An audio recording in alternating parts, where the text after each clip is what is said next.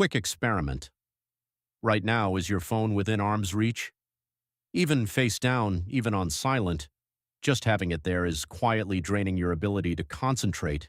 Not buzzing, not lighting up, just existing near you. That's not a guess. That's a real finding from a study out of the University of Texas. And it's honestly a good summary of why most focus advice fails, because it tells you to try harder instead of telling you what's actually working against you. So today I want to walk through 5 habits that are backed by actual research on attention, memory, and mental energy, not hacks, not productivity bro nonsense. Real mechanisms, and exactly what to do about each one. Let's get into it. Habit 1. Work in sprints, not marathons. Let's start with something almost everyone gets wrong: how long you try to focus in one sitting.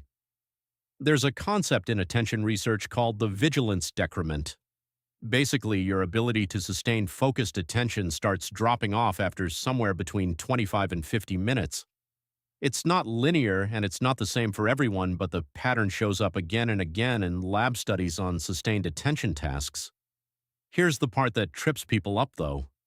When your focus starts to dip, it doesn't feel like it's dipping. You feel like you're working just as hard, maybe even harder because you're pushing through resistance. But the quality of your output quietly drops.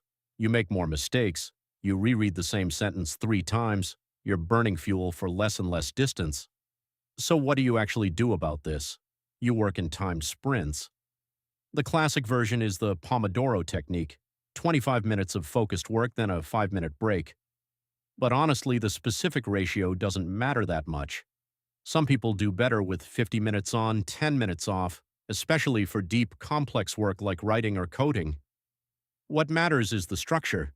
You're giving your brain a predictable recovery window instead of asking it to ration attention indefinitely because it has no idea when relief is coming. Set a timer. When it goes off, actually stop, even mid-sentence. That discipline is what makes the system work. Habit 2. Do the hardest thing. Second habit, and this one's about when you do things, not just how long. There's a well-known idea in psychology called ego depletion, the theory that willpower and cognitive control draw from a limited pool of mental resources that gets used up over the day.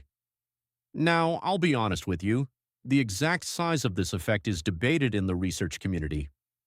Some replication studies found smaller effects than the original work suggested, but the practical pattern underneath it is well supported. Decision quality tends to decline as you accumulate choices and effort throughout the day. On top of that, most people have a window of peak alertness within a few hours of waking, tied to their circadian cortisol rhythm. That's the hormone spike that helps you feel alert in the morning. So think about what most people actually do with that peak window. They open email, they check Slack, they sit in a meeting that could have been a message. They spend their best mental hours on their easiest, most reactive tasks and save the hard, important work for the afternoon when they're running on fumes. The fix is simple to say, harder to do. Figure out your single most cognitively demanding task the night before. Write it down. And when you sit down to work, that's the first thing you touch, before your inbox, before your notifications, before anything that invites you to context switch. Habit 3. Treat notifications like attacks. Now let's talk about the phone thing I mentioned at the start because it's genuinely one of the most surprising findings in this whole list. First, interruptions. A widely cited study from UC Irvine found that after you get interrupted, it takes an average of 23 minutes to fully return to the same depth of focus you were at before. Not 23 seconds, 23 minutes. So every quick check of a notification isn't quick at all. It's a 23-minute tax on your concentration. But here's the part that really gets people. You don't even need to be interrupted for this to cost you. That University of Texas study I mentioned found that participants who had their phone visible on the desk, powered off, face down, performed worse on tests of available cognitive capacity than participants whose phones were in another room. Researchers call this brain drain. Your brain is spending a small amount of effort constantly monitoring for that phone, even when nothing is happening. So the fix isn't put your phone on silent. That's not enough. The fix is During real focus blocks, put your phone in a different room entirely, and at the operating system level, turn off non-essential notifications so you're not relying on willpower to ignore that little red dot every time you glance at a screen. Habit 4. Protect your sleep. Like it's non-negotiable. Okay, habit 4. And if you only take one thing from this video, I'd argue it's this one. Sleep isn't just rest, it's active maintenance. During sleep, your brain prunes and consolidates synaptic connections. It's literally doing structural work on your memory and attention systems while you're out. And the cost of skipping it is bigger than most people realize. Researchers have found that a single night of partial sleep restriction, getting 6 hours or less, impairs sustained attention and reaction time to a degree that's comparable to mild alcohol intoxication. Think about that for a second. You wouldn't try to drive after a couple of drinks. But most of us will absolutely try to power through an important meeting or a big decision or deep-focused work on 4 or 5 hours of sleep, and just assume we'll push through it on willpower. You won't. Not really.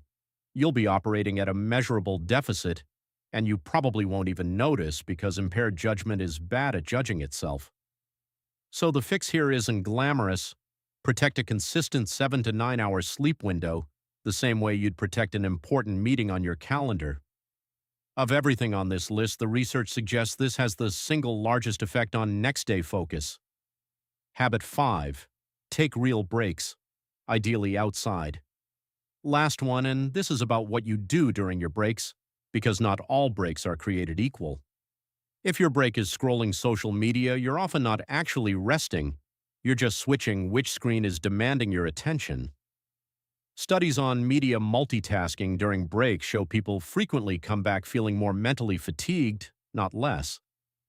Compare that to something called attention restoration theory, which has research backing from places like the University of Michigan. The core findings, spending even a short amount of time in a natural setting, a park, trees, greenery, measurably improves performance on attention-demanding tasks afterward, compared to spending that same break time in an urban environment. So the fix, when you take a break, go outside if you possibly can. Even 5 minutes around a park or some trees helps. If you genuinely can't get outside, at minimum, look away from screens entirely and let your mind idle instead of feeding it more input. So here's the thing I want you to walk away with. None of these 5 habits are exotic. There's no secret hack, no supplement, no app that's going to do this for you. It's a timer, it's task order, it's your phone in another room, it's sleep, it's a walk outside.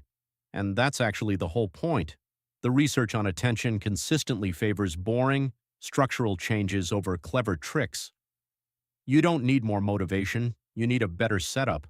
You don't have to do all 5 tomorrow. Pick one, just one. Maybe it's putting your phone in another room for your first work block. Maybe it's protecting your sleep window tonight. Small, structural, repeatable. That's what compounds. If this was useful, subscribe for more research-backed breakdowns like this one, and let me know in the comments which habit you're starting with.